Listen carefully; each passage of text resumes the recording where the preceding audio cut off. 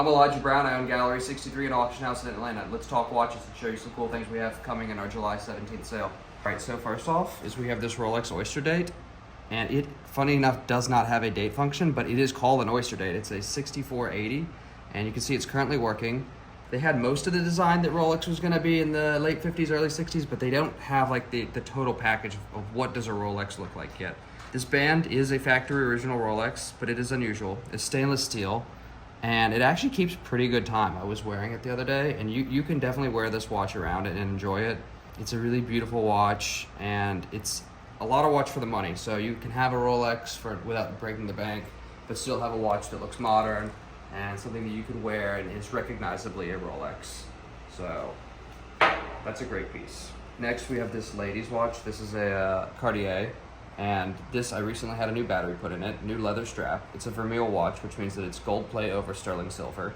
And that's how Cartier actually made a lot of these watches. They're not all solid gold.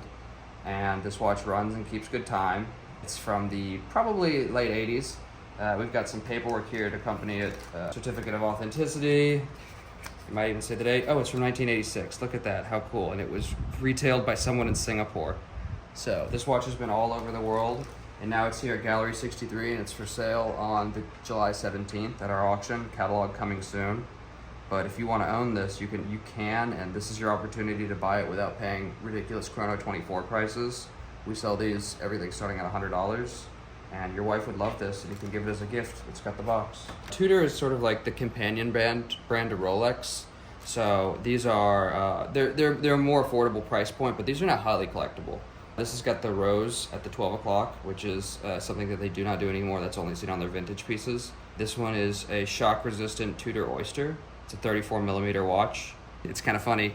They still have, or at the time they would put the Rolex crown on it, cased by Rolex. Rolex and them are very, very closely linked. Nowadays, they just sort of borrow design language, but would never say Rolex on it. They got to separate those. This is also a good way to get into a Rolex watch for around $1,000 if you don't want to drop, $10,000 on a new Rolex for a steel model. You can get this, and it definitely looks like a Rolex. No one would say this watch isn't Rolex style. It's got you look at the side case profile. It's very thin. You could put it under your.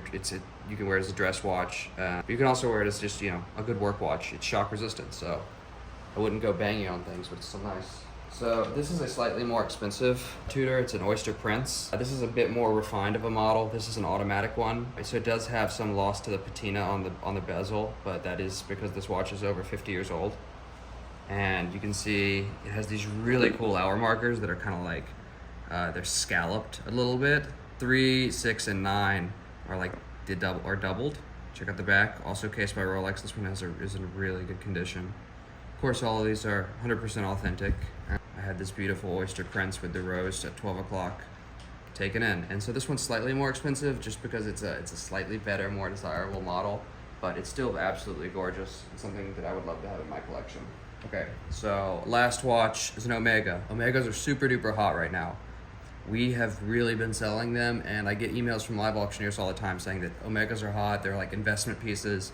And I think that ones like this, 10 years ago would have been considered an old man watch, but nowadays it's like kind of cool and classy. It's a Seamaster. It's an automatic, just like the last one. So you won't need to wind it, but you still should. It's EGP, electro gold plated, so it's not actually gold, but you get the look of a gold watch without spending a ton of money. Maybe like 500 to 1,000, and you have a watch that looks very mid-century modern, but also still contemporary, and you could definitely wear it out to dinner or under a suit or just as your daily driver. And so all of these watches are in excellent, good running condition. They're all 100% authentic. This one, comes with the papers. But if you want to buy any of these, they're for sale at our auction on July 17th. I think that's the correct day.